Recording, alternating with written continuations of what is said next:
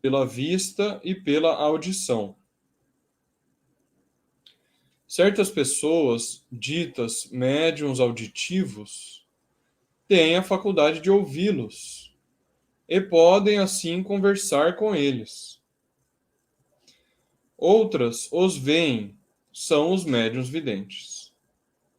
Os espíritos que se manifestam à visão apresentam-se geralmente sob forma análoga à que tinham quando vivos, porém vaporosa.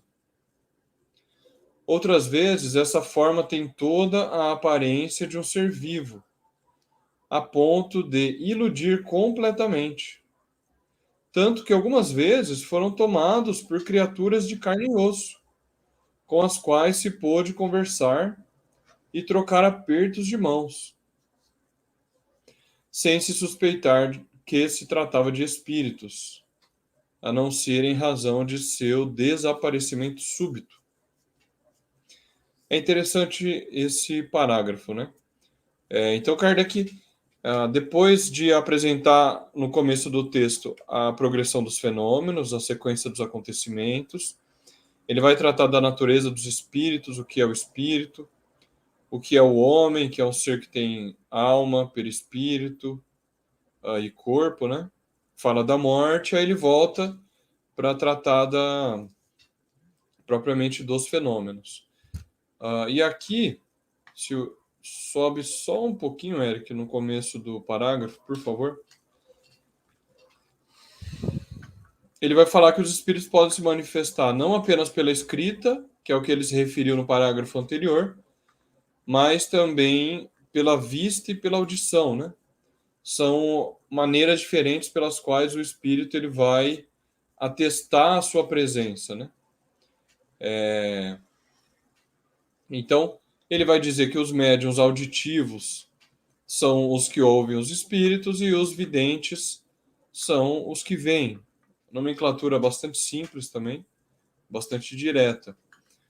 No livro dos médiuns, Kardec vai colocar que o médium auditivo ele pode ouvir o espírito em pensamento, né? Aquela voz interior, voz íntima, ou a voz exterior, com palavras articuladas mesmo no ouvido, né? Então tem essas duas maneiras aí de se encarar essa questão do médium auditivo. Podem ouvi-los e conversar com eles. Então, existe essa possibilidade da pessoa que ouve o espírito diretamente, conversa com ele e obtém as respostas ali nesse diálogo, mesmo que não pela escrita e mesmo não vendo o espírito, né? E aí ele continua: os espíritos se manifestam à visão, apresentam-se geralmente sob forma análoga a que tinham quando vivos, porém vaporosa. É um tema que a gente já comentou de uma maneira ou de outra aqui, que o espírito ele torna o seu perispírito aparente, e a aparência que ele vai escolher é exatamente aquela que vai fazer ser reconhecido pelos vivos. Ou seja, aquelas pessoas com quem ele teve contato na existência corporal, ele vai aparecer com aquela aparência, seja de homem, seja de mulher, né? Para se fazer reconhecido ali pelos médiuns videntes. Isso é uma outra coisa interessante em seguida, que Kardec vai deixar claro também no livro dos médiuns.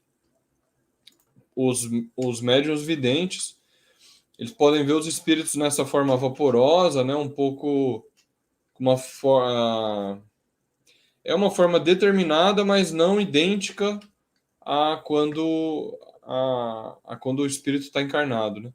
Ou pode aparecer outras vezes de forma idêntica. Então tem essas duas possibilidades, né? E inclusive pode acontecer, e eu já ouvi relatos de médiums que afirmavam isso. A pessoa não se dá conta, muitas vezes, de que aquela pessoa com quem ela está cruzando na rua é um espírito de um encarnado ou não, né? Que é exatamente isso que Kardec está colocando aqui. Às vezes, a pessoa o espírito aparece de maneira tão idêntica ao encarnado que cria essa ilusão completa, né? E que pode ser tomado por criatura de carne e osso. O médium acha que é, de fato, um espírito encarnado, né? De um homem vivo, com os quais se pode conversar e trocar apertos de mãos, sem se suspeitar que se tratava de espíritos, a não ser em razão de seu desaparecimento súbito. No caso de aperto de mãos, né, acrescentaria, além da aparição, que Kardec vai dizer, a aparição tangível, né, que o perispírito ele se torna sensível ao toque.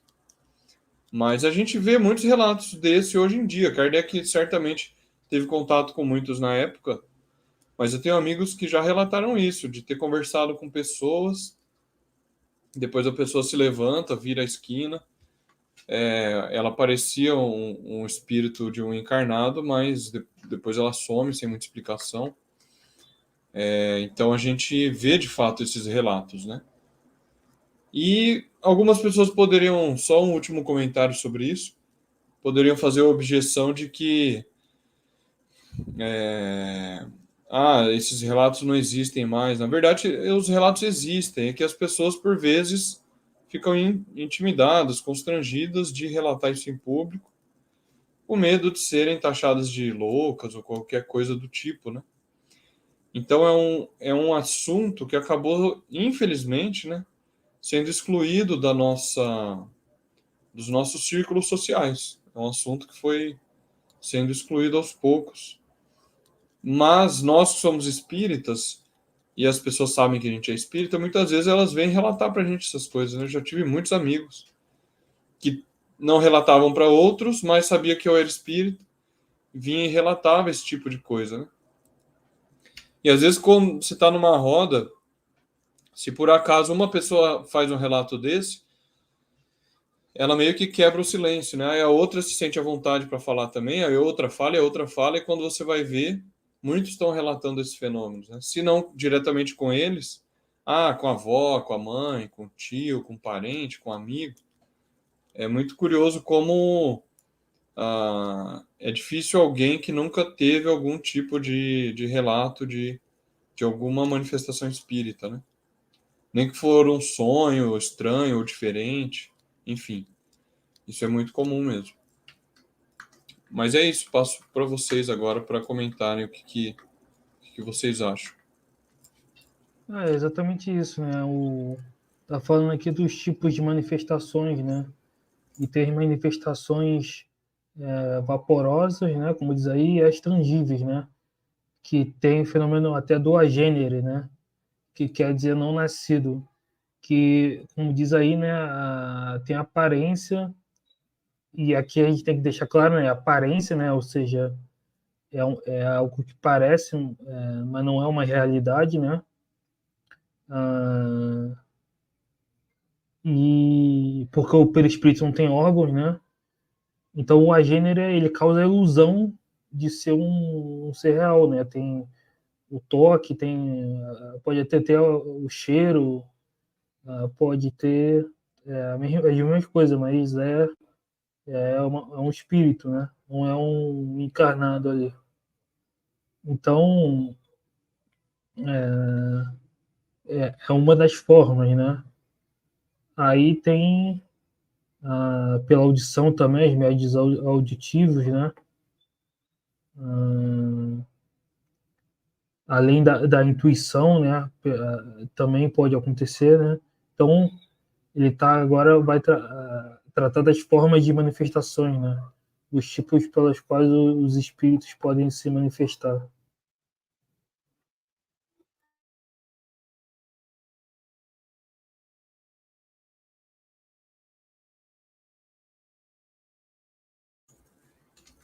Michel, quer comentar?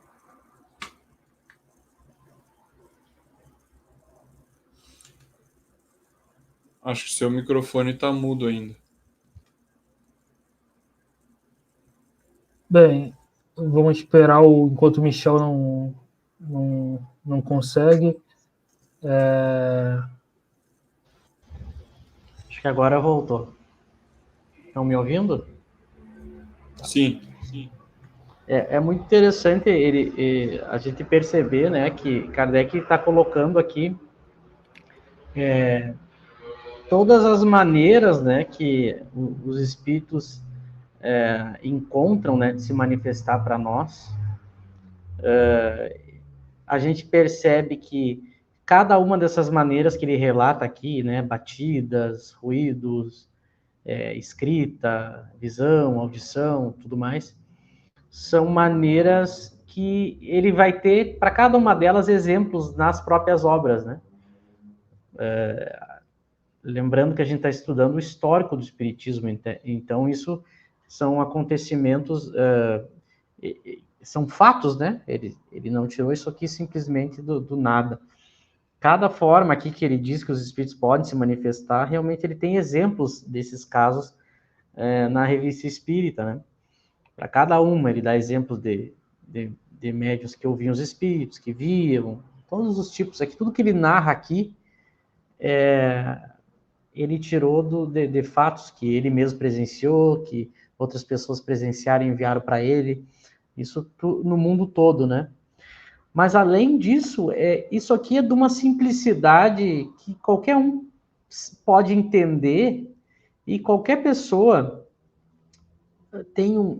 conhece um caso, conhece alguém, conhece alguma história na família, conhece algum amigo. É curioso porque as manifestações continuam, né? Elas continuam acontecendo e talvez o que mudou hoje é que, primeiro, a gente não tem mais um centro como a Sociedade de Kardec, né, e uma revista como a Revista de Kardec, para receber esses relatos e publicar, né? Mas basta a gente conversar com pessoas de qualquer crença, né? E elas vão ter, não importa a idade, algum relato, alguma coisa para contar, demonstrando que os espíritos continuam, né? Talvez a diferença seja, como eu falei, hoje não é registrado num local só e comentado, estudado, analisado, né? É curioso também, né? O José estava comentando sobre as pessoas que, quando elas sabem que a gente é espírita, elas gostam de perguntar, contar alguma situação. Claro que a gente sabe também uma coisa curiosa da nossa época também, é que muitas pessoas que passam por esses fenômenos mediúnicos, muitas vezes elas procuram as chamadas casas espíritas tradicionais e, ao relatar esses fenômenos, né, elas são censuradas, criticadas, são influenciadas a fazer com que isso pare, já dizem que é algo perigoso, que a pessoa tem que parar com isso, que se ela quiser, daí ela vai ter que se preparar e fazer isso dentro da casa espírita. A gente sabe que isso acontece. Então, é óbvio que isso também diminui a questão dos fenômenos, né? E muitas vezes, não sei se é o caso de vocês, mas eu conheço várias pessoas que têm mediunidade, né? Que participam, têm algum relato mediúnico, como elas são, digamos, na casa espírita, censuradas ou criticadas por isso, e dentro da casa espírita elas só podem exercer a mediunidade como se fosse uma coisa somente missionária, que eu tenho que ajudar. Não é simplesmente um fenômeno natural em que eu converso, né, com os espíritos, mas é uma coisa só evangelizadora, que eu prego uma moral. Hoje está muito concentrado nisso nas casas espíritas, né, embora Kardec tratasse da mediunidade como um todo. Então a pessoa vê que ela não quer aquilo, ou ela quer também se comunicar com parentes e amigos, e a casa espírita às vezes não dá essa oportunidade por esse caráter, né, que eu falei aqui que as casas tomaram. A pessoa vai procurar outros locais que não os espíritas para continuar praticando a sua mediunidade. Isso é muito comum. Seja igreja, seja outras religiões, outras crenças, outros locais, porque daí elas chegam em locais onde elas são aceitas, né? Elas são estimuladas à prática. Então, isso é muito curioso. Nós, enquanto movimento espírita, que deveríamos ser quem acolhe, porque a gente tem uma teoria para ajudar as pessoas a desenvolver isso, muitas vezes a gente faz o contrário, né? Ou a gente faz a pessoa parar ou faz a pessoa fugir e ir para outro local. Como os outros locais que merecem total respeito, mas não tem uma ciência sobre aquilo ali, às vezes a pessoa mistura crendices, mistura coisas que não são propriamente, não passaram por um rigor científico. E aí ela também não consegue extrair ao máximo, talvez, uma capacidade que ela tenha de usar a mediunidade dela. Então, isso também é uma coisa, eu acho importante de ser comentada, né? Porque toca mais a nossa vida cotidiana, mas os espíritos estão aí. Eu lembro que eu comentei no estudo passado que imagina a gente desencarnando, o meio que a gente achar no mundo espiritual de se manifestar para os vivos, a gente vai usar. Então, às vezes as pessoas pensam que é só através de uma maneira, que só uma maneira é nobre. Nota, quando o Kardec vai avaliar os tipos de manifestações, ele faz um valor no sentido de que, por exemplo, quando ele fala que a escrita é a melhor que os espíritos preferem, claro, no sentido de que é onde eu posso expressar da forma mais completa o meu pensamento. Mas é óbvio que eu não tendo essa possibilidade, tendo outra, eu vou me utilizar de outra. Ou os nossos entes queridos, nossos amigos, eles não tendo a faculdade da psicografia, que é a que eles preferem, porque aí eles podem trocar uma conversa mais completa conosco, mas é óbvio que eles vão usar outra. Então a gente não tem que ter preconceito com todos os gêneros de mediunidade, né? Tendo aquele gênero de mediunidade, eu tento extrair o melhor que ela possa me dar, sabendo através do estudo as suas limitações, as suas dificuldades, mas é preciso que as pessoas entendam isso, né? Porque é o que vai acontecer conosco, já deve estar acontecendo com as pessoas que desencarnaram antes de nós. Elas querem se manifestar, elas querem conversar, elas querem pedir alguma coisa. As pessoas continuam, né? As pessoas continuam. Parece uma coisa tão. Falar isso num estudo espírita, né? Mas é que, às vezes, na prática, as pessoas têm dificuldade de entender isso. Os espíritos continuam vivos, eles continuam ali junto conosco, eles estão vivendo no nosso meio, né? Então, eles tendo essa oportunidade, eles querem ser invocados, eles querem se comunicar. Então, a gente tem que aprender a usar. Claro, aqui, já para ir concluindo a minha primeira fala, aqui Kardec não está tratando do como, né? Isso se dá, isso ele vai deixar também e desenvolver no livro dos médios. Aqui ele só está dando o relato, que é a parte histórica, né? Mas claro que a gente vai ver que, por exemplo, cada caso individual vai determinar uma possibilidade de comunicação. Por exemplo, eu posso ter um médium psicógrafo. Ele é médium psicógrafo. Significa que ele vai conseguir psicografar mensagens de todos os tipos de espíritos? Não. Agora, olhando do ponto de vista do espírito, o espírito, ele vai conseguir se manifestar através de todos os tipos de médium? Também não. A gente vai ver isso mais para frente. Mas o que eu quero dizer é que a gente tendo mediunidade, a gente tem que identificar qual a faculdade que a gente tem e procurar extrair o máximo dela. Né? Extrair conhecimento, conversar com os entes queridos. Claro que é com seriedade, responsabilidade, usando a razão, mas a gente tem que saber. As faculdades são feitas para serem usadas, né? Elas existem para serem usadas da melhor forma possível, né?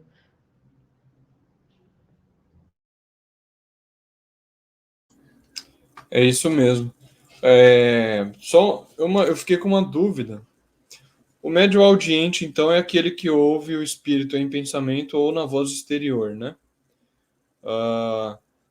Eu pensei no item 159 do Livro dos Médiuns, Kardec coloca que todo aquele que sente em um grau qualquer a influência dos espíritos é por isso mesmo médium, né?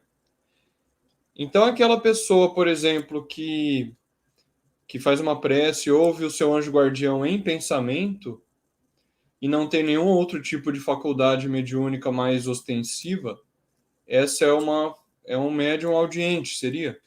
Aquela pessoa que ouve, que a gente chama de intuição, que ouve o anjo guardião em pensamento seria audiente. Não me parece, ele tá falando aqui, ele parece que tá falando de algo mais ostensivo nesse caso aqui. Né? Quando ele usa esse termo médium vidente, médium audiente, normalmente tá falando de uma coisa ostensiva, assim. Se for... Porque senão vai alarga muito o termo, vai ficar vago, né? Normalmente para isso ele usa médium intuitivo ou de inspiração, né? Para falar do pensamento. Né? O médium audiente seria algo mais ostensivo, uma voz mesmo, algo mais ostensivo nesse sentido. Eu não me lembrava dos termos, que é inspiração, né? Viu, Eric? Para ajudar. Porque assim, ó, quando o Kardec vai começar a classificar os tipos de médium, qual é a primeira divisão que ele faz para a gente entender? Quando ele fala aqui em médium vidente, médium auditivo, ele está falando daquela pessoa que tem a faculdade mesmo, que é o que ele chama do médium propriamente dito. Esse médium auditivo que tem a faculdade, ele consegue distinguir que aquela voz não é o pensamento dele. É mais claro para ele. Não é como na inspiração ou na intuição, que é uma coisa mais difícil de separar. O médium audiente, ele consegue perceber que são pensamentos diferentes do dele para aquele espírito que está se comunicando. Tanto que ele mantém um diálogo. Então, a faculdade mediúnica, propriamente dita, que no caso aqui, por exemplo, o auditivo, o que caracteriza uma mediunidade propriamente dita, né? Ou a medianimidade, né? A faculdade mediúnica. Ela tem um caráter, como o Eric falou, ela é mais ostensiva, mais frequente, e eu consigo realmente estabelecer uma distinção das coisas, né? Já o médium, aqui no sentido geral que Kardec dá, não. Ele tem momentos daquele contato e que ele tem até dificuldade em separar o que é pensamento dele, o que não é. É uma coisa mais sutil, é como se a gente fosse ver questão de grau e força, né? Então, se a gente pegasse ali e fosse seguir o livro dos médiuns ali, ele vai deixando isso mais claro, assim, essa importância. Por isso que aqui no texto, ele já está tratando do médium com a faculdade mesmo, né? Ele falou do psicógrafo, ele falou do auditivo, ele falou do vidente, ele falou de efeitos físicos, ele não pegou esse sentido mais geral, porque aí ele aqui ele está focando mesmo no fenômeno, né? Como ele não está estudando, digamos, o médium, ele nem pega essa sutileza e tal, ele já bota a faculdade como... Por isso que ele diz assim, podem, assim, conversar com eles. Então, é uma conversa mesmo que eu consigo ter essa noção que... Aquela questão, né, da polissemia das palavras, né? Tem o médium no sentido lato, né? No sentido geral, que seria todo mundo, né? Porque todo mundo tem inspiração do anjo da guarda, dos espíritos bons ou maus. E tem o sentido estrito, né? Que normalmente recebe um nome, né? Médium psicógrafo, médium sonambúlico. Então recebe um nome quando é no sentido... Recebe um nome do tipo específico quando é um médium ostensivo, né? No sentido estrito do termo. Só uma coisa que eu lembrei agora para ajudar mais ainda. Só para lembrar um detalhe que ajuda mais a ter certeza disso que a gente está falando. Tem um momento, quando Kardec vai falar lá no livro dos médiuns, do médium vidente, que ele chega a dizer, aquela pessoa que vê de vez em quando um espírito, mesmo essa que vê, mas é de vez em quando, ele não classifica como um médium vidente. Para ver como ele coloca, quando ele vai definir a faculdade, algo mais frequente e ostensivo mesmo, né? Eu lembro que quando eu não entendia essa diferença, eu ficava assim, tá, mas ele viu. Se viu, é médium vidente. Era uma questão que eu pensava, era lógico, mas aí que eu fui entender o que Kardec quer dizer com a faculdade da vidência. Ela tem um componente, se a gente fosse ver em graus, né? Ela tem, ela não tem a mesma, não é essa questão de só de vez em quando, ou eu não tenho muita clareza de distinguir, sabe? São momentos específicos, raros, essa coisa que aí no geral todo mundo tem. Não, o médium que tem a faculdade não significa que seja todo médium vidente seja aquele que vê sempre os espíritos. Também é outro extremo. Não é esse também que só esse é o médium vidente, não. Mas tem uma característica mais ostensiva. Eu vou deixar para vocês. Não sei se tu quer comentar mais alguma coisa, eu vou ver se eu acho o texto aqui. Inclusive, ele vai falar sobre essa visão permanente no próximo parágrafo, né? Mas eu acho que é isso mesmo. Tem essa... O médium vidente, ele é mais característico, né? Não é aquela pessoa que vê de vez em quando de forma... por algum acontecimento fortuito, algo do tipo, né? Mas eu acho que é isso mesmo. A gente pode continuar a leitura? Vamos para o próximo parágrafo? O meu Eric quer comentar mais algo? Tem uma pergunta aqui na Nelide, ela está perguntando sobre um artigo, mas depois a gente pode procurar e colocar nos comentários. Enfim, podem continuar lendo, José. Então vamos lá, se puder abaixar um pouquinho. Isso, beleza. Bom, vamos lá então. A visão permanente e geral dos espíritos é bem rara. É o que o Michel estava falando. Mas as aparições individuais são bastante frequentes, sobretudo no momento da morte. O espírito liberto parece ter pressa de rever seus parentes e amigos, como para avisá-los que acaba de deixar a terra e dizer-lhes que continua vivendo. Vamos ler o próximo também? Vamos ver o tamanho do próximo parágrafo? A gente lê o próximo e comenta os dois.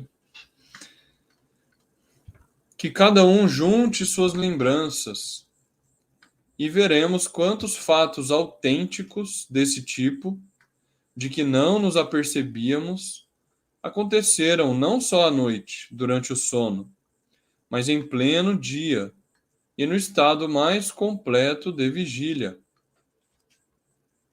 Outrora, víamos esses fatos como sobrenaturais e maravilhosos, e os atribuíamos à magia e à feitiçaria. Hoje, os incrédulos os atribuem à imaginação. Mas desde que a ciência espírita nos deu a chave para sua explicação, sabemos como se produzem e que não saem da ordem dos fenômenos naturais. Bom, então o parágrafo anterior, sobe só um pouquinho, Eric, o texto, por favor. Ele vai falar exatamente o que o Michel estava falando. A visão permanente e geral dos espíritos é bem rara, mas as aparições individuais são bastante frequentes, sobretudo no momento da morte. O espírito liberto parece ter pressa de rever seus parentes e amigos, como para avisá-los que acaba de deixar a terra e dizer-lhes que continua vivendo. Isso é muito curioso, né? Como mudou essa visão dos espíritas hoje com relação ao espírito daquele que acaba de morrer. Em geral, as nossas, vou chamar de comemorações fúnebres, os rituais fúnebres dos espíritas, eles seguem muito um ritual secular ou de qualquer outra religião. E a gente perdeu de vista isso aqui, ó. Que o espírito que acaba de morrer, ele quer logo conversar com os parentes e os amigos. A gente lembra de casos, né, no Céu e Inferno, na Revista Espírita também, No Céu e Inferno, eu não me lembro se é o Dr. Demer ou Sanson, que era amigo de Kardec, né, membro da Sociedade Espírita, e antes de morrer ele pede para ser evocado tão logo ocorresse a sua morte. E Kardec evoca, e Kardec escreve lá, a evocação feita na Câmara Mortuária, né? A gente fica imaginando se era no velório, se era logo após a morte. A pessoa morreu, acabou de morrer, ele evoca e conversa com o espírito, né? E nós espíritas temos um pouco de receio com relação a isso, né? Tem uma ideia aí de respeitar, entre aspas, a pessoa que acabou de morrer, ou respeitar o luto, né, dos parentes, né? Existe essa visão do luto que eu já ouvi alguns espíritas dizerem, mas que é completamente materialista essa visão do luto, né? Que tem a não aceitação, a negação, depois a revolta, depois as fases que a psicologia coloca do luto, que para o espiritismo não faz muito sentido, porque a pessoa morreu, o corpo morreu, né? O espírito continua vivo e pode se comunicar, e como Kardec coloca aqui na última frase, né? E dizer-lhes que continua vivendo. Você imagina, você morreu, tem uma família espírita, você está lá do outro lado, o momento da morte, que é um assunto sobre o qual vocês sempre conversaram, né? Toda a vida. Aí você fala, finalmente cheguei no mundo espiritual. Você quer contar logo para as pessoas, gente, é real, a gente continua existindo. Tenham força, tenham fé, não fiquem com, não se desesperem pela minha morte. Eu estou aqui, estou vivo, a gente pode se comunicar. É claro que a pessoa vai querer se comunicar logo, né? Então, é exatamente isso que Kardec coloca, que é comum aparições individuais no momento da morte, né? É comum também a pessoa que está no leito de morte, ela relatar que está vendo espíritos de familiares que já se foram, né? Isso na minha família já ocorreu. Uma tia que estava no leito de morte, ela começou a falar do filho dela que já tinha morrido há um tempo. Ela estava bem no dia mesmo da morte, poucas horas antes. Ela começou a relatar pessoas da família que já tinham morrido que ela estava vendo ali no quarto do hospital, né? Então isso também acaba sendo comum. Bom, vamos ver só o próximo parágrafo para a gente comentar. E aí ele fala isso, né? Cada um juntando as suas lembranças, vão perceber que existem diversos fatos autênticos de pessoas que relataram e pessoas que não têm nenhum interesse de mentir, né? Uma pessoa que é honesta, pela ética a gente confia no relato da pessoa, e que a ciência espírita explica, né? Se antes você não podia explicar, ou se antes você atribuía esse relato a qualquer outra causa, seja uma alucinação ou qualquer coisa do tipo, como Kardec coloca aqui, fatos sobrenaturais, maravilhosos, que eram atribuídos à magia, à feitiçaria, ou à imaginação, como ele coloca. Hoje a ciência espírita dá a chave para a sua explicação. E essa chave é exatamente a teoria espírita, que mostra que esses são fenômenos naturais, que têm uma boa explicação numa teoria sólida e que podem eliminar qualquer vestígio desse tipo de magia, feitiçaria ou qualquer coisa relacionada ao misticismo, né? Então, quando você tem uma explicação, fica muito mais fácil a pessoa compreender aquele fenômeno. É muito comum quando as pessoas relatam, elas não compreendem como aquilo pode ocorrer, por que ocorreu, em que condições aquilo pode ou não ocorrer. Então é importante nós espíritas conhecermos isso para quando uma pessoa vier relatar, a gente conseguir explicar bem como que aquele relato pode se encaixar dentro da teoria espírita, né? E essa constante insistência de Kardec, são fenômenos naturais, são fenômenos da natureza observados, que podem ser investigados, assim como qualquer outro fenômeno natural que venha a ocorrer investigado pelas outras ciências, né?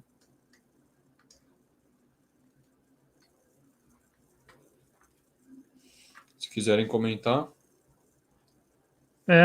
Você vê como o Michel falou, né? Ele diz aí que isso é comum, né? Às vezes, durante o sono ou até no estado de vigília, a pessoa tem alguma intuição, alguma visão, né? Mas nem por isso se torna médium no sentido ostensivo, no sentido estrito, né? Seria algo mais contínuo, mais ostensivo. Então, o que antes era atribuído à magia, né? Feitiçaria, hoje o materialismo explica pela questão da imaginação ou algum transtorno, esquizofrenia, não sei. O espiritismo dá a explicação natural, né, da mediunidade, né, e coloca como algo normal, né.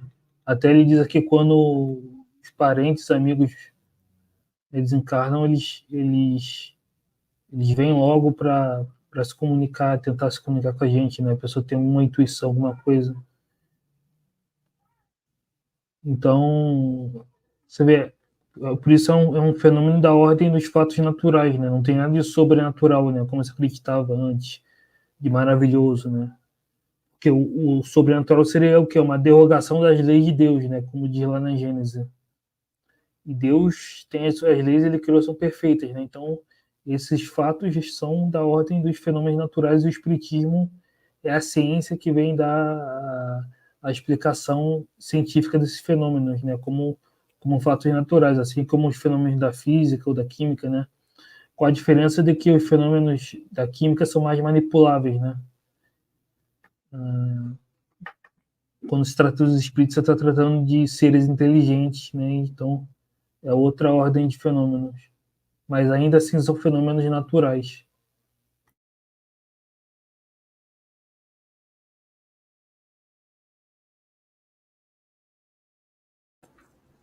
Pronto.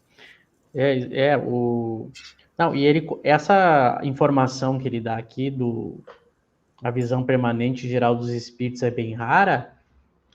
A gente tem que pegar essa informação e tomar ela como uma informação que a ciência espírita dá, né? Porque, claro que se aparecer alguém dizendo que tem essa visão permanente e geral dos espíritos, ou seja, ela vê sempre e ela vê todos os espíritos, que é uma coisa curiosa. O médium vidente, digamos que eu tenho 2 médiums videntes.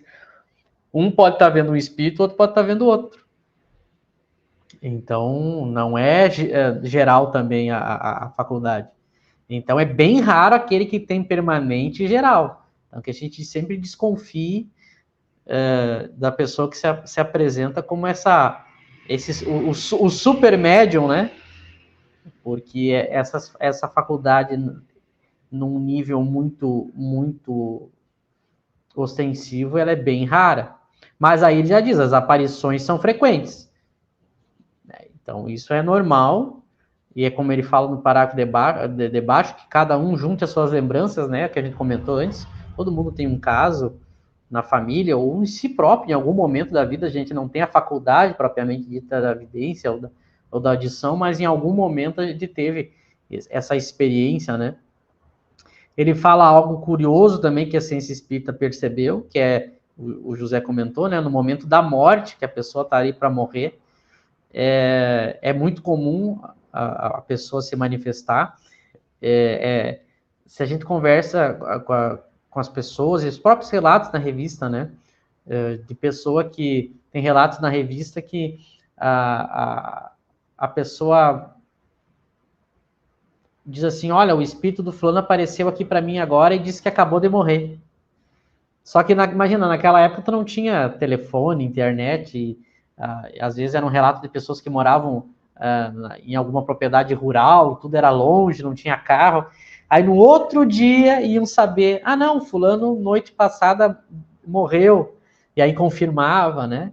Então a gente conversando também com as pessoas, a gente vê muito desses casos, desses relatos, vai conversar com pessoa que trabalha em hospital, demonstrando que, né, lembrando, essas informações que ele vai dando aqui, né, ele tirou dos fenômenos que muitos Kardec teve, né, o relato ali, presenciou, teve relato de pessoas próximas e também de pessoas do mundo inteiro, né.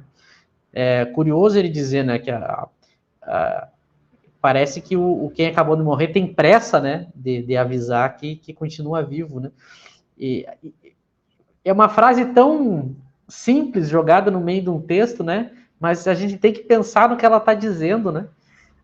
Imagina as pessoas que conviveram conosco, que convivem, a pessoa morre, ela sabe que a gente é espírita, às vezes sabe que a gente tem a mediunidade, e a gente achando que o espírito foi para algum lugar, e lá ele ficou, que eu não posso evocar ele, que eu não posso chamar, que eu não posso me comunicar porque é errado. Daí a gente fica usando uma vez por semana, durante 1 horinha na casa espírita, só para atender espírito sofredor, e aí deixa de usar essa mediunidade, às vezes, para conversar com um parente que está ali querendo se comunicar, às vezes está precisando de ajuda também. Então é curioso como a gente... essa frase, ela deixa claro, né, a importância, né, da gente saber lidar com a morte e a mediunidade, usando as duas, né, para estudo e não restringir a mediunidade em algum ponto. E ele fala aqui da questão das lembranças, a gente já comentou. E aí, como ele diz, né, o que acontece? Ou as pessoas, todo mundo em geral tem alguma história, tem alguma manifestação, tem alguma coisa. Mas aí as pessoas, por desconhecerem a explicação daquilo, ou elas têm uma explicação da sua crença religiosa, que pode atribuir isso ao demônio, ou a algo ruim, ou se não as explicações materialistas, né? É algum efeito da imaginação, fruto da empolgação do cérebro, porque a pessoa acabou de desencarnar, e aí a pessoa imaginou, ou é esquizofrenia. Então a gente nota, ele deixa claro aqui, mas aí tem centenas de detalhes que vão mostrar que realmente é a alma daquele que morreu que está ali querendo se comunicar. E o Espiritismo veio auxiliar, né, para que as pessoas não tenham essas interpretações que assustam. Eu costumo dizer assim, o que eu vejo, fazendo um gancho sempre com a realidade do meio espírita, ou a pessoa ela é levada a ter medo quando ela relata que está tendo aquele fenômeno, né, porque na casa espírita não vão dizer que é um demônio, mas vão dizer que é um obsessor, que é um espírito inferior, que tem algum perigo, que não pode ser em casa, porque na casa os espíritos vão entrar. Tudo isso é falácia que a gente vai estudar ali dos médiuns, que não é a mediunidade que determina o tipo de espíritos que vai ter dentro da tua casa, influenciando a tua vida íntima. Não é a mediunidade. Então, mesmo que tu não pratique a mediunidade, vai continuar a tua casa ter espíritos dentro da tua casa e te influenciar. Pelo contrário, Kardec diz, a mediunidade ajuda a tu saber quais espíritos que estão ali. Então, são as falácias. Ou se não, o outro lado que acontece muito a pessoa chega na casa espírita, conta um relato de mediunidade, já pega uma pessoa, já coloca na cabeça dela que ela é missionária, que ela tem que desenvolver, que tem que ser na casa espírita, que ela não pode fazer fora da casa, e que ela tem que estudar, e que se ela entrar nisso, ela tem que ter... Olha, você já deve ter ouvido isso, né? Olha, se você resolver entrar nesse caminho, você não pode voltar atrás, é um compromisso que você fez antes de reencarnar. Aí a pessoa diz, nossa, mas eu não quero todo esse peso nas minhas costas. Daí ela diz, então é melhor eu me afastar, não quero nem saber.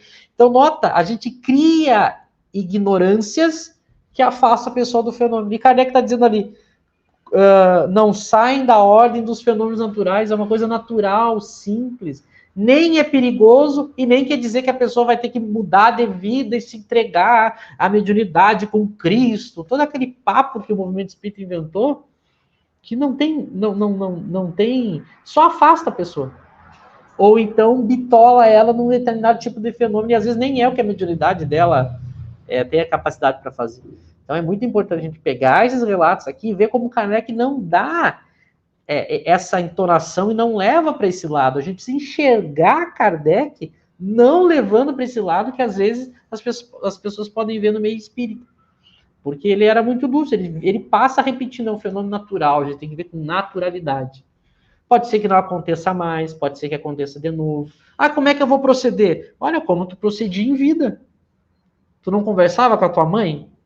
Tu não chegava final de semana ou no final do dia, não ligava para ela para saber como é que ela estava? Vocês conversavam um pouco e depois tua vida continuava normal? É a mesma coisa. Não tinha momentos em que a tua mãe queria estou usando o exemplo da mãe, mas seja quem for, a pessoa queria conversar contigo e tu tinha um compromisso profissional, tu tinha uma outra coisa que tu estava fazendo, tu dizia, olha, agora eu não posso. É assim. É a mesma dinâmica, né? Sem criar mitos e medos e tudo mais, né? Ele deixa isso bem claro. Para voltar só umas casinhas atrás, só para esclarecer, ali a Nelly pediu aquele relato lá da revista, eu não lembro também, depois a gente pode ver, não lembro qual é esse relato, onde é que está na revista. E ali, sobre o que a gente estava falando da mediunidade propriamente dita, tudo mais, é bem rapidinho, só para a gente ver, mostrar Kardec mesmo falando, para a gente tirar a dúvida definitiva. No item 165 do Livro dos Médiuns, 165 do Livro dos Médiuns, ele fala dos médiuns audientes. Aí ele diz, né, que algumas vezes é uma voz interior, que se ouve no foro íntimo, como havia sido dito, né, e outras vezes é uma voz exterior.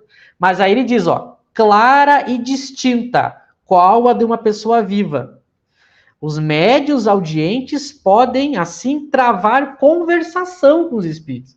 Então, nota, eu posso conversar, é claro, é distinto a conversa, né?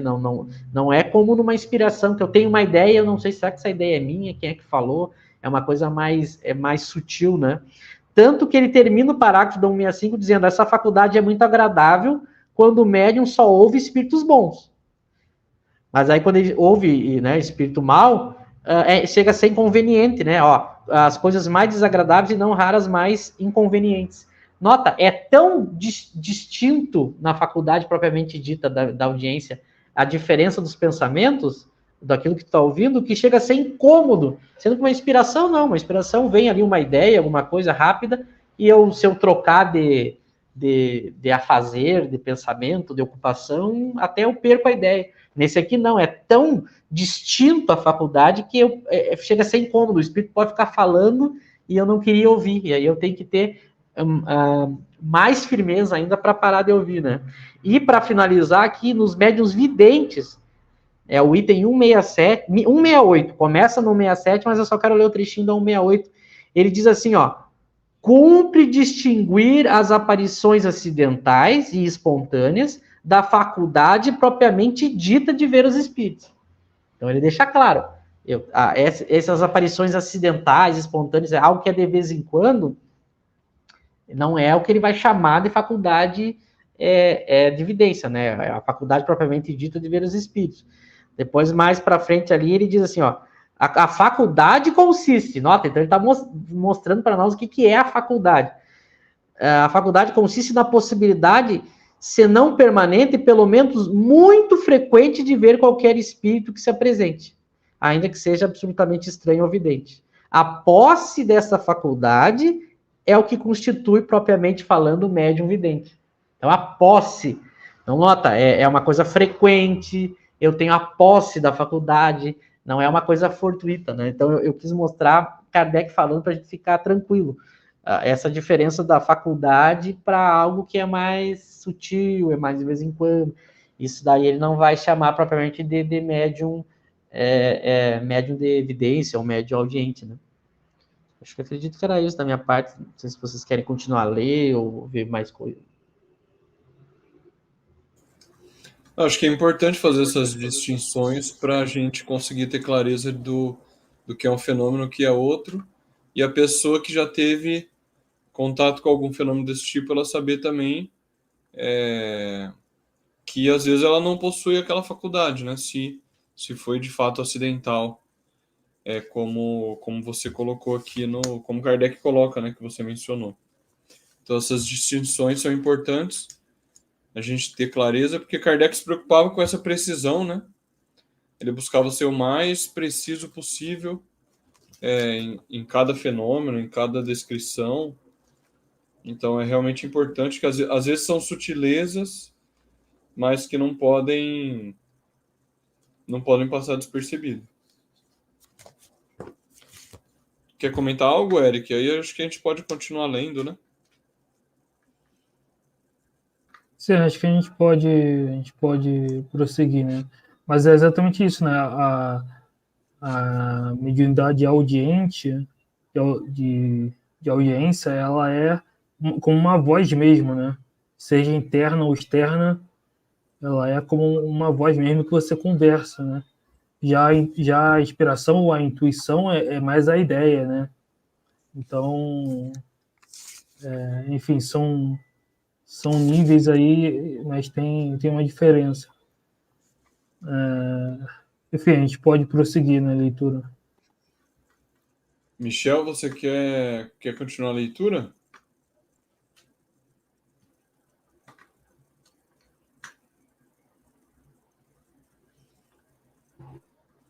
Vamos lá então, continuar a Pronto, leitura. eu vou ler. Eu vou ler aqui o meu microfone. Hoje ele tá. Mas agora voltou.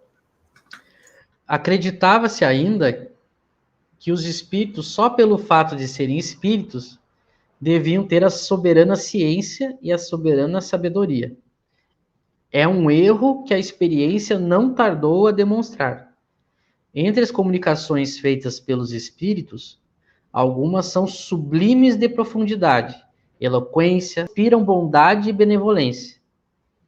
Mas ao lado dessas, há aquelas muito vulgares, fúteis, triviais, grosseiras até, pelas quais o espírito revela os mais perversos instintos.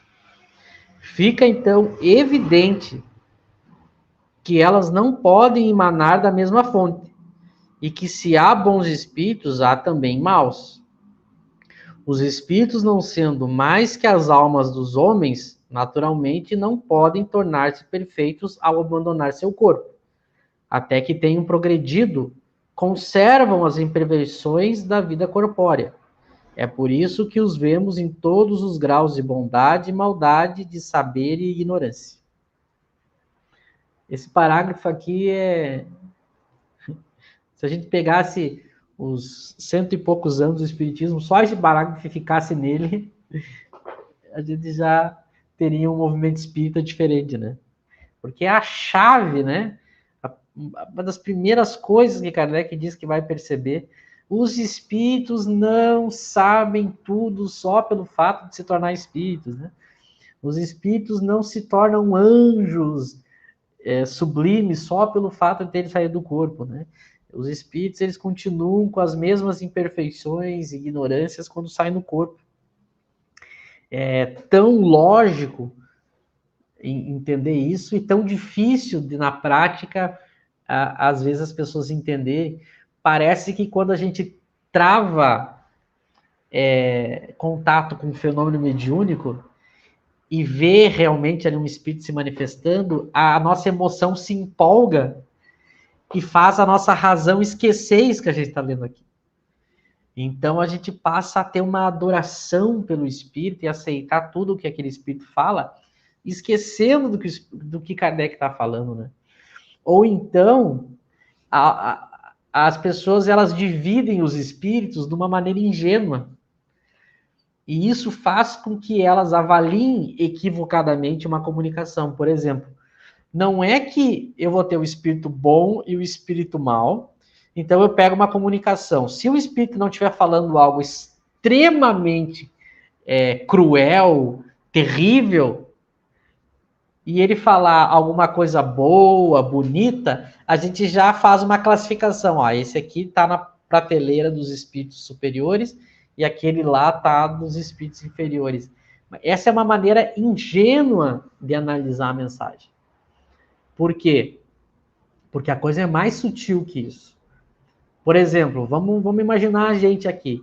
A gente tem conhecimentos específicos sobre alguma área, sobre alguma coisa, pouco conhecimento sobre outra.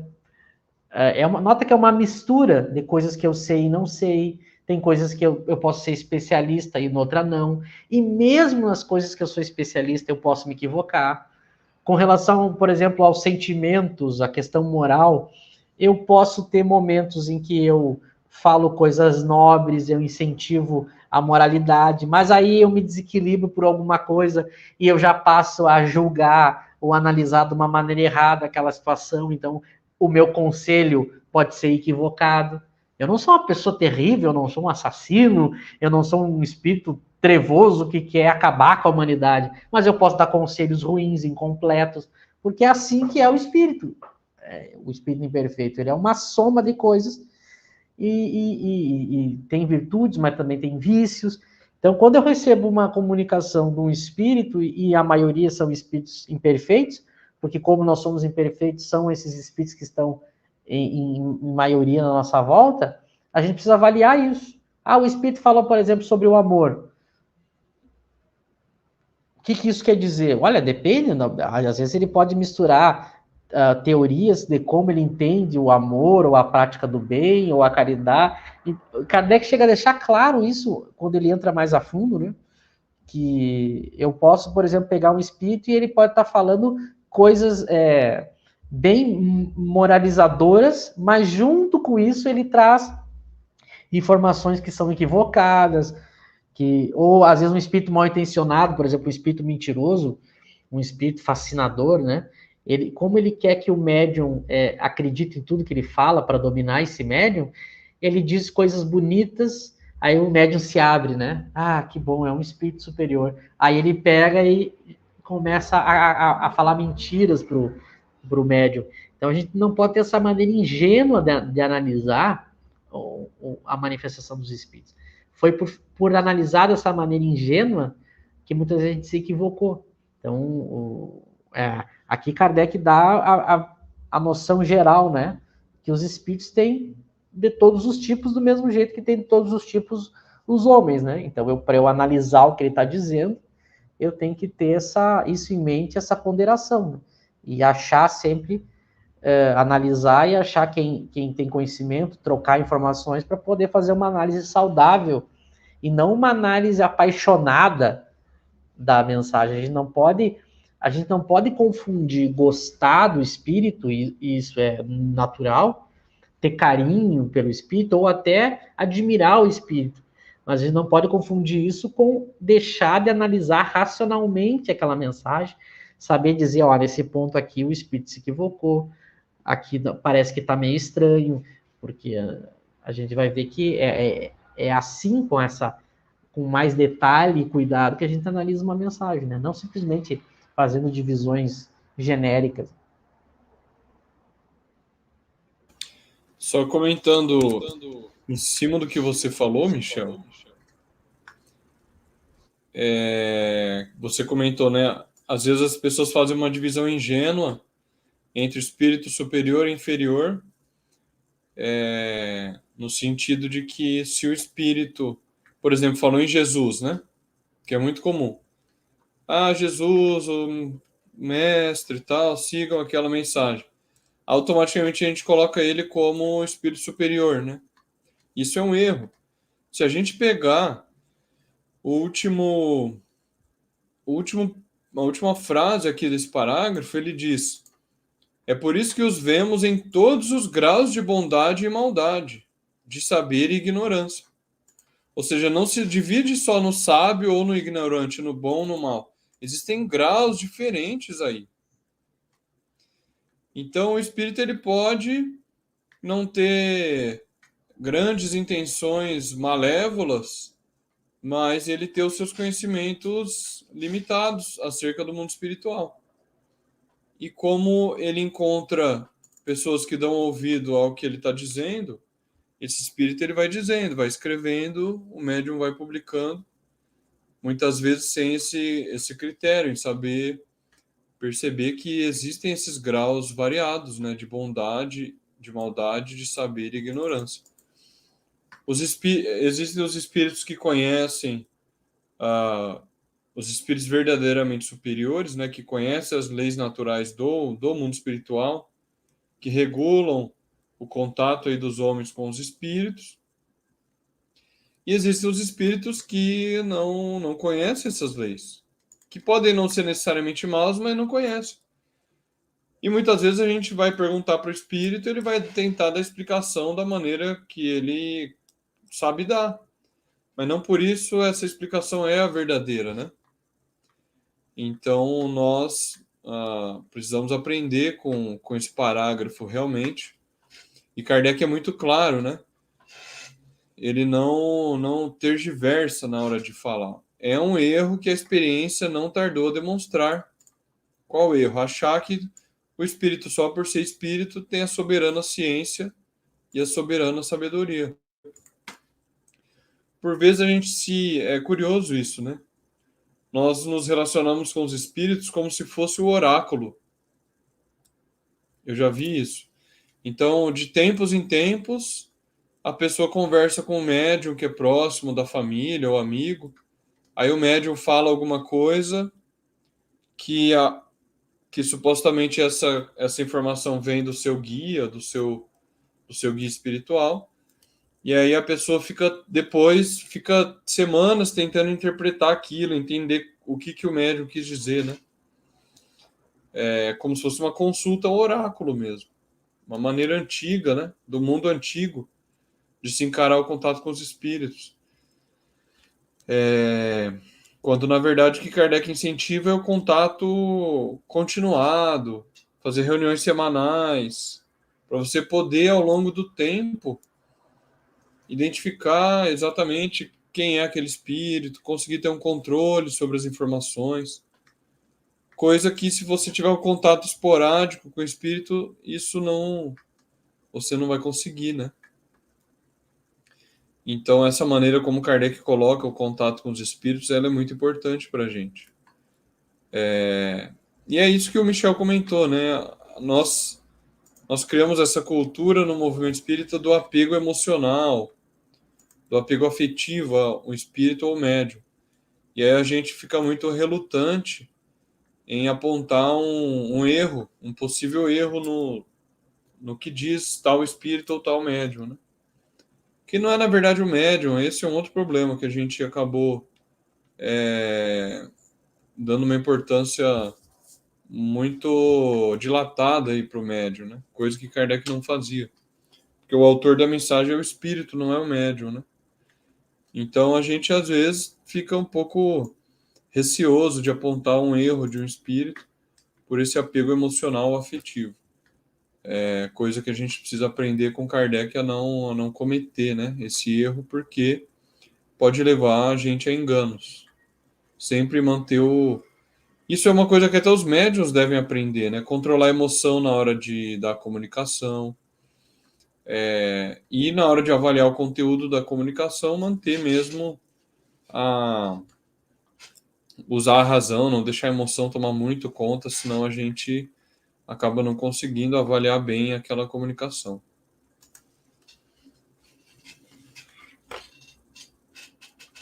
Exatamente, né? Como diz aí, né? Muita gente, na época e hoje, né? Até Kardec vai colocar isso no capítulo dos sistemas do Livro dos Médiuns, acreditavam que só um tipo de espírito se comunicava, só um espírito se comunicava, né? Lá ele fala do sistema de Jesus, que só Jesus se comunicava, outro sistema do demônio, só o demônio se comunicava, né? E aqui diz, né? Os espíritos, não é pelo fato de estar desencarnado que vai se tornar perfeito, né? Sabe de tudo. Então, isso foi algo que Kardec já percebeu de início. Tem diferentes graus de inteligência, sabedoria, bondade, né? E, então você deve analisar as comunicações com um crivo da razão e com rigor, né? E como foi dito, né? Só a moral não basta, né? Porque a moral, todo mundo sabe o que é certo e o que é errado, né? Já é lugar comum, né? A moral, o que é certo, o que é errado, qualquer pessoa. Mas às vezes o espírito, o mistificador, ele usa da moral de Jesus, de palavras bonitas, para introduzir seus sistemas, né?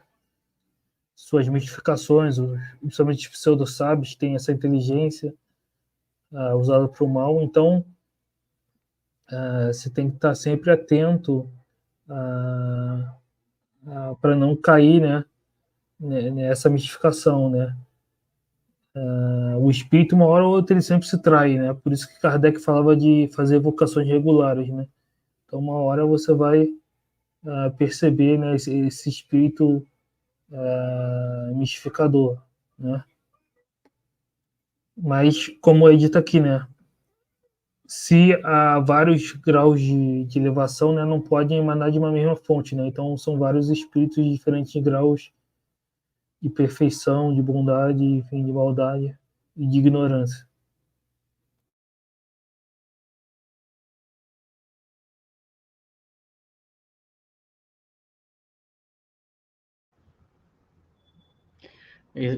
É bem isso.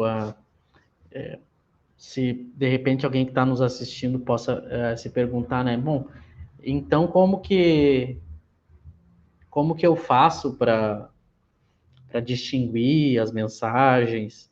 Ou então a pessoa pode estar pensando, bom, mas se é tão difícil assim, será que existe vantagem em se comunicar com os espíritos, né?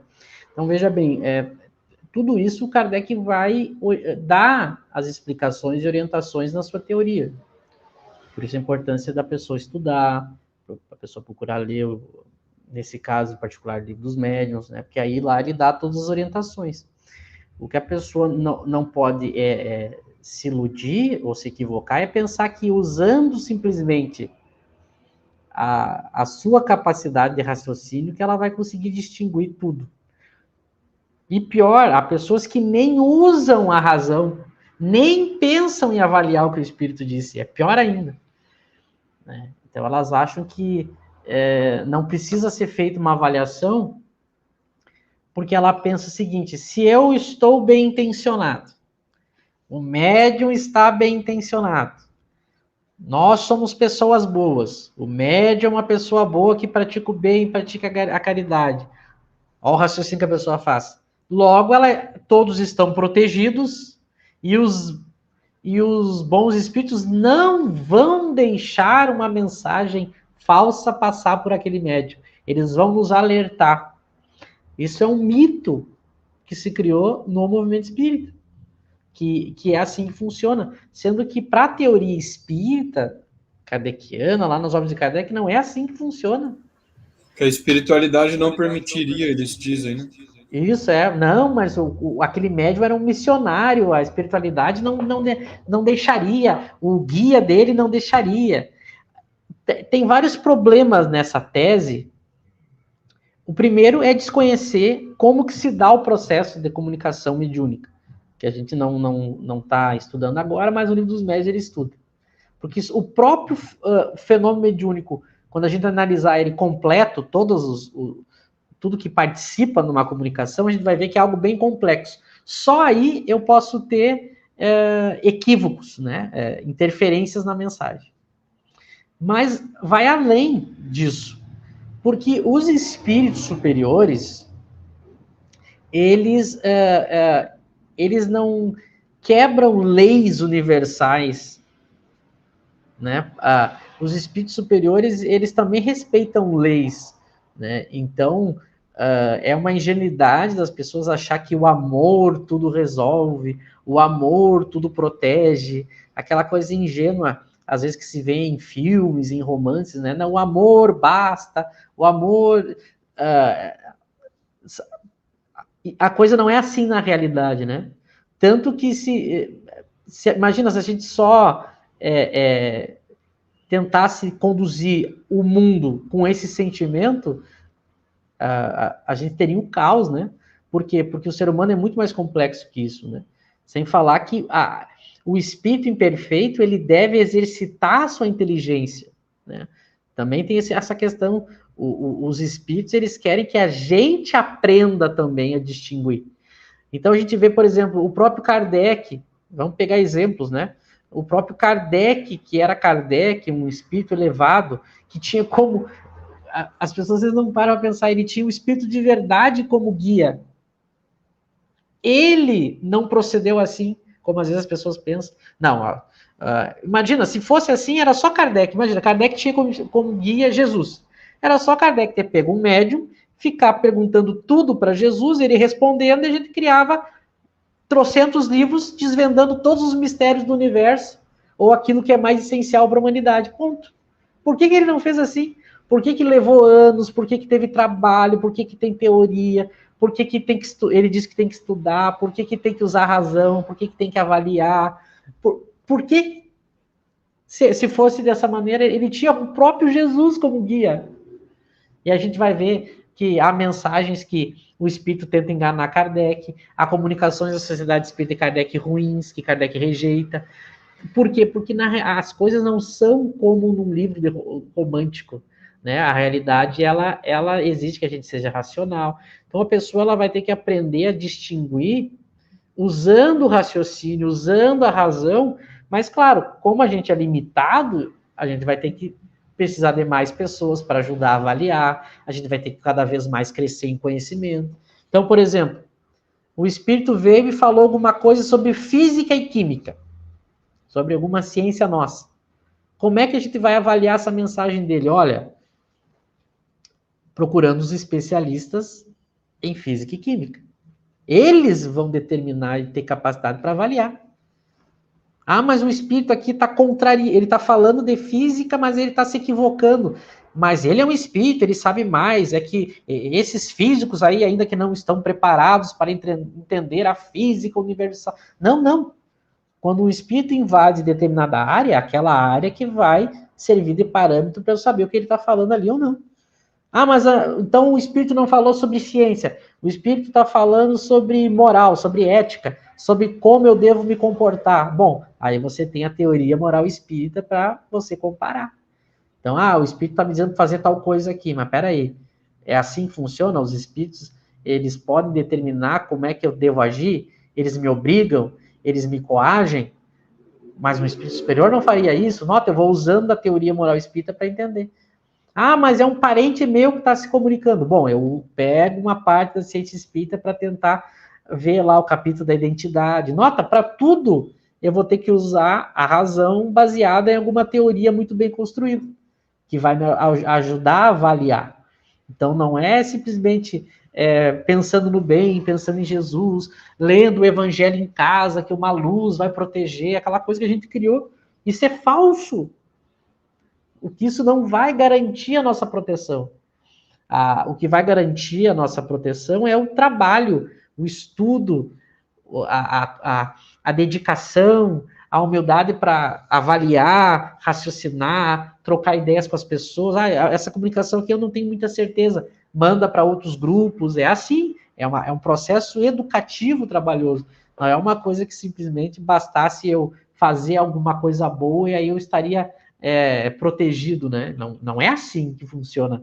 A gente tem que aprender na lida com a mediunidade a não deixar de lado o raciocínio, porque a gente entra nessa e aí a gente acaba caindo na lábia dos espíritos mentirosos. Tem pessoas que passam anos sendo enganadas, porque ela acha, não, mas eu oro, eu penso em Jesus, eu dou palestra, eu ajudo gente que tem necessidade, então eu estou protegido. Tudo que esse espírito disser, aí tu vai ver o espírito falando absurdos, porque é um espírito orgulhoso que na verdade, ele só quer ser o rei ali, ele quer ser idolatrado, seguido, e não é um espírito bom de verdade. O espírito bom de verdade, ele quer que a gente se esclareça, ele não quer levar simplesmente a gente no colo e a gente não precisa ter trabalho nenhum. Olha como é antiético. A gente não tem trabalho nenhum e o espírito superior fica fazendo tudo para mim. Mas é só raciocinar um pouco para ver que não é assim, né?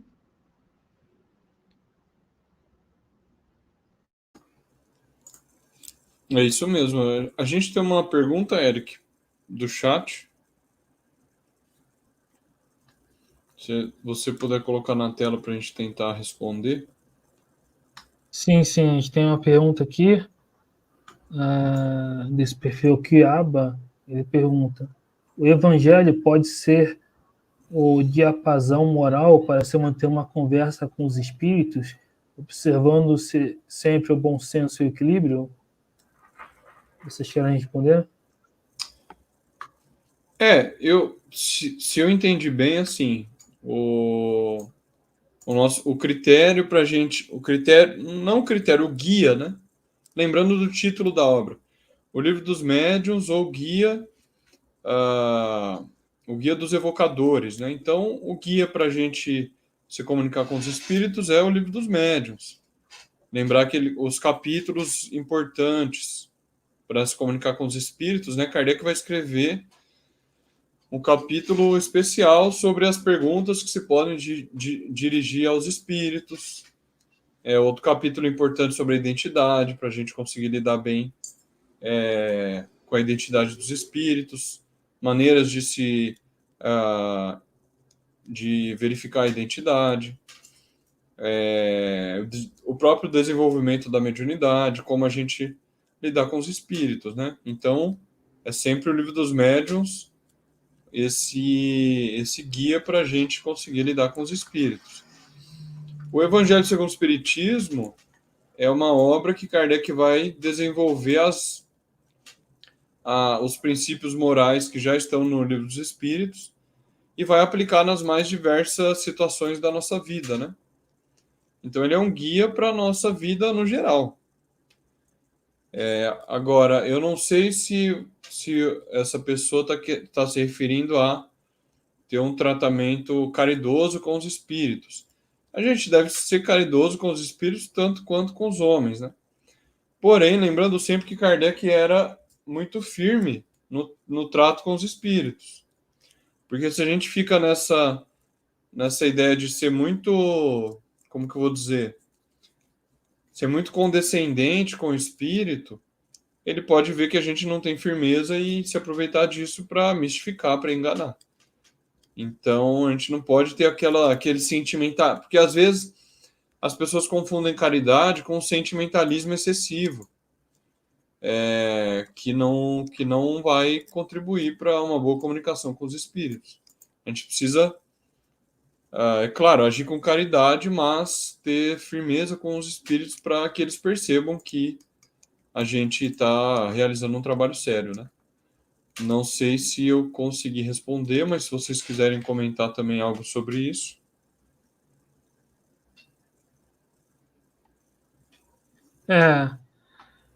Como é assim, o Evangelho, né? Porque quando você fala o Evangelho, está falando do Evangelho, né? Os 4 Evangelhos da Bíblia, né? Na verdade, o que tem que ser usado, né? É claro que a moral do Evangelho está contida nisso, mas o que tem que ser usado é a base kardeciana, né? Das obras do Evangelho segundo o Espiritismo, de todas as 22 obras, né? Então, por exemplo, um estudioso, um teólogo que estudou o Evangelho, ele não tem, ele só pode manter o diálogo com os espíritos depois de ter estudado Kardec. Então, Kardec é a base, né?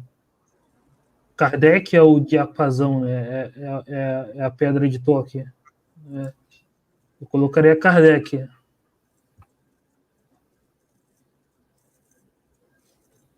É isso mesmo. Michel, quer comentar sobre a pergunta?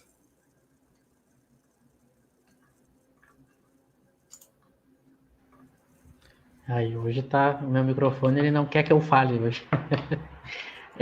Eu acho que vocês abordaram muito bem todos os aspectos, né? A pergunta, ela não está muito clara, então a gente está tentando deduzir, né, o que ele quis dizer. Eu acho que concordo com o Eric, né? Se ele está falando aqui do Evangelho no sentido não a obra, o Evangelho segundo o Espiritismo, não tem como, né? Porque o Evangelho, ele são 4 livros ali compostos de várias coisas, né? E então ela não tem nenhum parâmetro para eu conseguir, digamos, conversar com os espíritos, ou ajudar os espíritos, ou ser caridoso com os espíritos, simplesmente analisando o Evangelho. Se ele quis dizer o Evangelho segundo o Espiritismo, também não serve, né? Porque a obra, digamos, específica para a mediunidade é o Livro dos Médiuns. E mesmo assim, eu vou precisar de todas as obras, né? Por isso que eu acho que o Eric colocou muito bem, o diapasão é Kardec, né? Porque a obra, o Livro dos Médiuns, ela é a principal sobre esse assunto. Mas mesmo assim, tem várias coisas que para eu entender o Livro dos Médiuns, eu tenho que ler tudo. Então eu vou ter que ler tudo. Da mesma forma o Evangelho, né? As pessoas acham que vão entender a moral espírita lendo o Evangelho. Também é um equívoco. Por quê? Porque para eu compreender a moral, o livro o Evangelho segundo o Espiritismo, eu também vou precisar das outras aulas de Kardec, né? Então não tem escapatória. Para qualquer ponto que eu tente focar na aplicação, no estudo, eu tenho que estudar tudo, né? E aprofundando. E se ele quer se referir também, o José lembrou muito bem, aqui no sentido de conversar, no sentido de ajudar ou ser caridoso, também só o Evangelho não vai bastar, porque a gente pode, é só pegar o movimento espírita. O movimento espírita fala muito do Evangelho segundo o Espiritismo. Aliás, a obra mais vendida do movimento espírita é o Evangelho segundo o Espiritismo. E por que há tantos equívocos? Porque não dá só com ela para eu não vou conseguir só com ela ter todos os subsídios para ajudar um espírito ou saber conversar com os espíritos. Aqui ele reforçou agora, né? O Evangelho como corpo conceitual moral, a partir da ótica kardeciana. Agora ficou mais claro, ele está falando da obra Evangelho segundo o Espiritismo. Mas, da mesma forma que o Livro dos Médiuns é uma obra específica sobre mediunidade, mas eu preciso das outras para também entender tudo que está no Livro dos Médiuns, o Evangelho é a mesma coisa. O Evangelho é a obra que trata da moral espírita. E também, para eu entender a moral espírita, eu vou precisar de outras obras. Então, se eu tento pegar só uma obra, sempre fica incompleto. E existem tendências de eu tirar conclusões equivocadas, né? Por exemplo, quando eu vejo o movimento espírita falando de Evangelho segundo o Espiritismo, 90% eu vejo interpretar equivocadamente. Por quê? Porque na fala da pessoa, eu já sei o que ela deixou de ler no Livro dos Espíritos, o que ela deixou de ler no Céu e Inferno, para citar um exemplo. Porque há uma ligação, só para abrir um parênteses aqui, a gente já está finalizando, há uma ligação muito grande para entender a moral espírita com a terceira parte do Livro dos Espíritos e o Céu e Inferno inteiro. Então, às vezes tem certos equívocos na hora de interpretar. O próprio fato de entender por que Kardec escreveu o Evangelho segundo o Espiritismo, eu preciso da revista. A gente que transformou no movimento espírita o Evangelho numa obra especial, sagrada, no sentido como a gente via a Bíblia nas religiões. Mas ela é mais uma obra que tem um enfoque específico sobre o assunto da moral, mas mesmo assim, para eu entender, por exemplo, se eu não entendo muito bem o conceito lá da perfeição moral, das paixões, o que é virtude, o que é vício lá no Livro dos Espíritos, eu faço uma leitura equivocada do Evangelho segundo o Espiritismo. Então, mesmo o Evangelho, para entender a moral espírita, eu preciso dos outros. Então, para conversar com para qualquer coisa em espiritismo, eu tenho que ler tudo que Kardec escreveu. E mesmo assim, não vai bastar ler uma vez. Eu tenho que, como eu sempre digo, é um quebra-cabeça que vai fazendo sentido, né? Que vai... por que, por exemplo, que Kardec não pegou todos os trechos dos evangelhos lá da Bíblia? Por que Kardec não tratou em ordem cronológica? Por exemplo, a ordem cronológica lá dos versículos.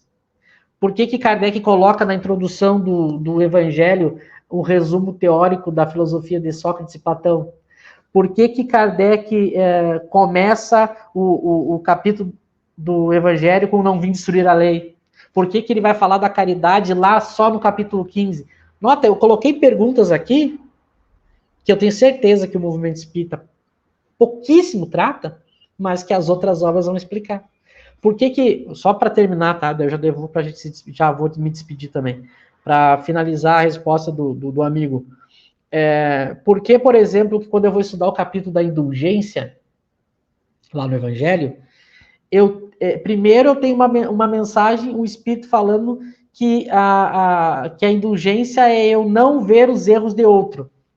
Aí termina com uma mensagem do São Luís dizendo que, em alguns casos, a gente tem que notar o mal alheio e divulgar ele. Por que tem várias situações? Por que não tem só uma? Entende? Eu lancei perguntas aqui que eu sei que esse pessoal que foca só em evangelho não consegue entender porque não linkou com as outras obras. Então, acho que o Eric resumiu muito bem. É o que a gente precisa de Kardec, completo. Essa coisa de tentar botar por partes não deu certo na história do movimento espírita, né?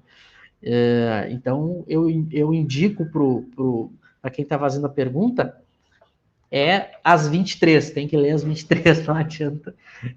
Eu acredito que é isso. Eu quero já me despedir, quero agradecer mais uma vez a todos que participaram, que assistiram, que perguntaram, espero que a gente tenha auxiliado de verdade. Continuem voltando aqui, trazendo questões, trazendo itens, perguntas. Quero agradecer aos meus amigos, o Eric e o José, mais uma vez por essa noite especial, sempre que é quarta-feira, para a gente estudar. Desejo para todos aí bons estudos, bom resto de semana, e passo a palavra para vocês. Bom, é isso. Obrigado também, mais uma vez aí, Michel, Eric, pela companhia estudando Kardec. A gente aprende também, né, com vocês, isso é muito bom. Ressaltando sempre que as perguntas sempre são importantes, né, para a gente continuar explorando mais aí alguns temas dentro de Kardec. E agradecer, pedir para o pessoal curtir, compartilhar, divulgar aos amigos o nosso estudo de toda quarta-feira, dessa obra importante. E é isso, ficamos por hoje aqui, nos vemos na semana que vem de novo. Um abraço, Nélide, obrigado pela presença mais uma vez. E é isso, até mais. É isso, pessoal. Então, para quem está assistindo, curta, compartilhe, se inscreva. Se inscreva não só aqui no meu canal Espiritismo Kardec, mas também no canal do Kardec Tube, no canal do José, nas páginas. E é isso. Até a próxima.